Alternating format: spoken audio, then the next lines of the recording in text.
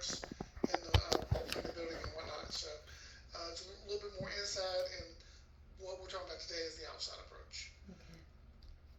Uh, that's really all I have right now, Beverly. The hose pull and the possibly having the driveway uh, meet a fire truck weight and capacity is the two biggest hurdles that you're going to have from me from a land development standpoint. So Okay. Can we pull up the plans so that maybe you can kind of look at the site layout and tell us where maybe the most difficult point may be? I don't know, Cody. Unless it's a scalable drawing, I can't answer that. Well, if we could just get some input, like, we have the drawings.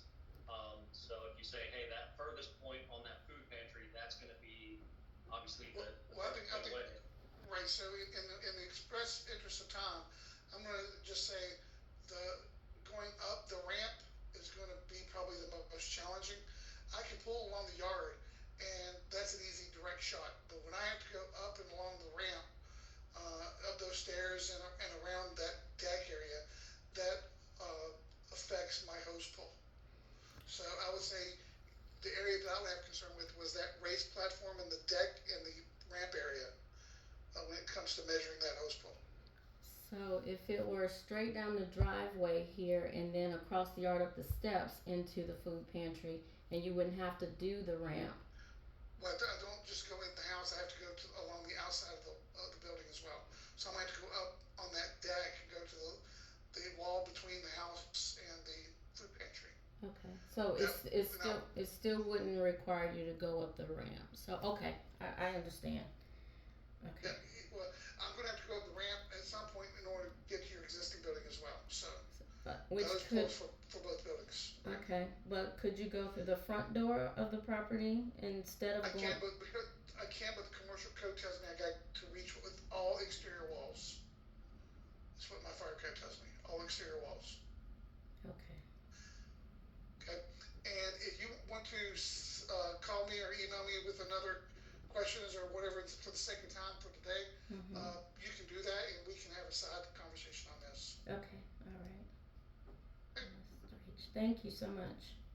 Yes, ma'am. Thank you guys for your questions, and good luck on the project. And Dan, I'll yield my time back to you. Thank you, Jeff. Isaiah Washington is with CDOT, Department of Transportation. So unless there's some changes to your driveway, I don't think I have much. There's one thing I need to look into from one of the zoning requirements that requires you to connect sidewalk to the right of way. Typically, if that's supposed to connect to public sidewalk, and if there's no sidewalk, then usually you have to put it in. But you need to look more into that and just be transparent for where your particular project is. If it's 50-50, then I'm giving you the 50 to not do it, but I just have to see what the rules are. But I'll look into that and we can get back to you about it. All right. Thank you so much, Isaiah. Thanks, Isaiah. Chris Saunders is with Charlotte Water. Chris? Hey guys, hey, the only thing from a Charlotte Water perspective is since this is a change of use, a backflow will be required. And that'll be done through Louisa in the building permit process. I'm sorry, I missed what would be required. Backflow. Backflow. Yeah, backflow since this is a change of use from single family to commercial. And that's it for me.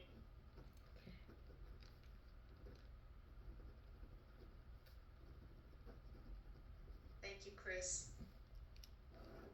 Mary is with Urban Forestry.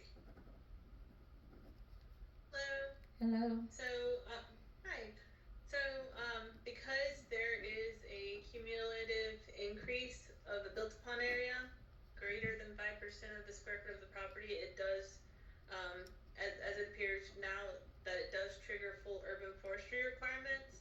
So that built upon area includes the food pantry structure, the new decking, and if there's any additional gravel or pavement added, that would go into that calculation. If for some reason you scale down the project and it's less than 5% of the square footage of the site, then it would not trigger urban forestry requirements, but it really looks like it's going to trigger all the requirements. So I'll just go ahead and go through what those are. And before I start, I just want to say I'm happy to meet on site to look at what's out there and help you figure some of this out if needed. And I'll give you my number. It's 980-416-6542. That's 980-416-6542. And happy to meet you and see if what we can figure out. But so this site is neighborhood 1 tier 4. So you would have the tier 4 options for urban for green area. That would be in Article 20 of the UDO, specifically Article 20.15, and there's a chart in there that will show you what your options are. So you'll have a tree preservation, green area preservation option, or you could do replanted tree save. This could be where it could be helpful to just call me and do an on-site meeting so we can figure out maybe you have some areas with trees that could work towards it. Yes. And then also there are a perimeter tree requirement. It looks like the frontage of this property is about 60 feet wide, and it's one large maturing tree per every 40 feet of frontage. So that would be about 2 trees across the front. It looked like you might have trees in the front yard that could meet that. They would just need to be able to be protected throughout construction, and they would need to be within 20 feet of the back of curb. If not, we just need 2 trees to be planted up there. And then we have internal trees required. That's 1 tree per every 10,000 square feet of impervious, and that you just have to do the calculations on that. And same thing. If you have trees on site that could count towards that, that would work. Or you might have to show some on the plans to be planted. And then we have a parking coverage requirement. So that's just 1 tree within 40 feet of every parking space. That could be an internal tree or another tree that's being counted toward another requirement. We just need a tree on the property within 40 feet of parking spaces. And I know that seems like a lot, but if we look at it on site, I think it'll be a little bit easier to figure out what to do with those requirements. And like I said, happy to meet you out there. You have any questions? No, this is an area that I really have a heart for in saving the trees. I know we've had, some trees to, get a little TLC. There was, but they've been here since I was 5 and before. So that's been like 50 years ago, and these same trees are on this property that, was a part of my childhood. So I am very interested in speaking with you to talk about their preservation. I even had someone from the county recommend doing a tree house. We're not doing a tree house. So they're that strong and mighty trees. So yeah, and those trees might help you through this process a little bit easier if you have existing trees on site, and I can help you figure out how to best preserve those so any construction doesn't impact them. All right, excellent. Thank you so much, Mary. Thank you. Beverly, you made Mary smile. Thank you. I love trees. And next we have Emily Chin with our stormwater team. Emily? I'll be the good news bears. I don't have anything for you. Yay. Thanks, Emily. I think I got everyone.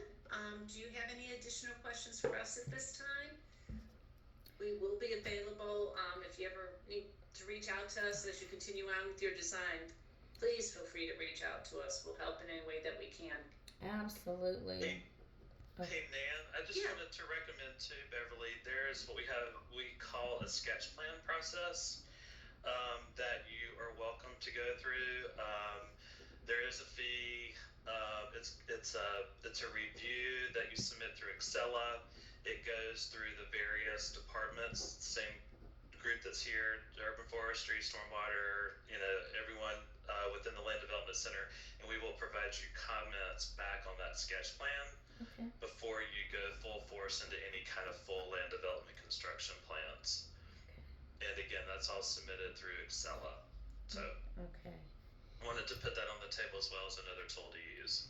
Okay, and I think that's something that we definitely would want. We only want to have to do this one time, so any help we can get along the way to, just do it once, I'm all for it. So, okay. Thank you for that, Brett. That's very helpful. You're welcome. Good plan. Any other comments or questions from either the city team or from Beverly and Cody? So, one thing that just popped in my head. So while we're going through this process, I wanted to ask. We're not gonna be cited while we're figuring this out, or I want to make sure we're given opportunity to get through the process, and there will be no citation or anything like that. Does the city do that kind of thing? I don't know. I'm asking. Well, have you been cited by the county or the city? By the county. County. Yeah. Okay, I know we can work with the city on the timing. I'm not sure. I don't have a direct contact with the county. Yeah, we haven't, since we have been adhering to everything, there's been, nothing else, and we are, making sure that we're checking off all of the boxes and going through the proper steps. So, that one has been paused and, allowing us to do this. So I just wanted to make sure from the city side that it would. Yeah, I'll reach out to our code enforcement team and tell them that normally if you're showing good intent of trying to correct any instances, they will stand behind you and back you. But I'll let them know what's going on here. Okay. So, and if for some reason there's an issue, you just call me. Okay. Thank you so much. My pleasure.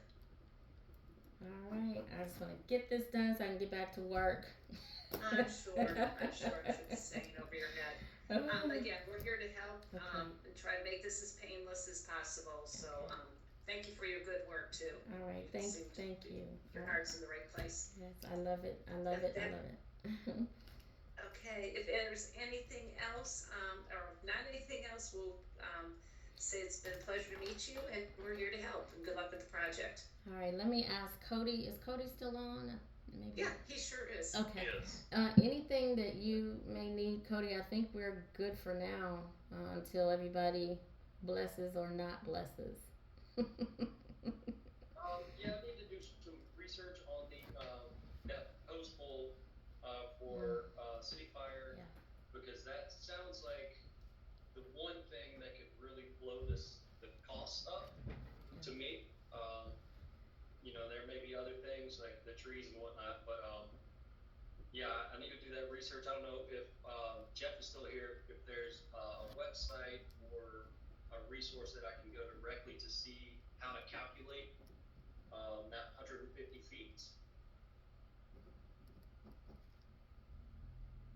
I'm gonna put a picture of the code requirement in the chat. So just give me a second.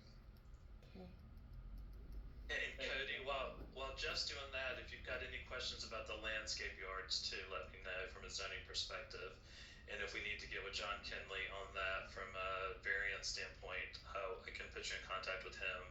So that's just one thing from a zoning side of things that you'll need to take a look at.